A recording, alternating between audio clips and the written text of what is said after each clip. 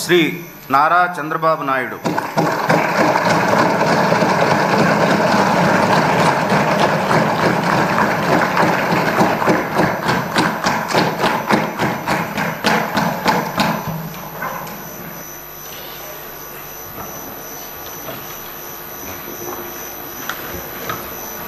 నారా చంద్రబాబు నాయుడు అనే నేను శాసనసభ సభ్యునిగా ఎన్నిక అయినందున శాసనం ద్వారా నిర్మితమైన భారత రాజ్యాంగం పట్ల నిజమైన విశ్వాసం, విధేయత చూపుతానని, భారతదేశ సార్వభౌమాధికారాన్ని, సమగ్రతను కాపాడుతానని, నేను స్వీకరించబోయే కర్తవ్యాన్ని శ్రద్ధాశక్తులతో నిర్వహిస్తానని దైవ సాక్షిగా ప్రమాణం చేస్తున్నాను.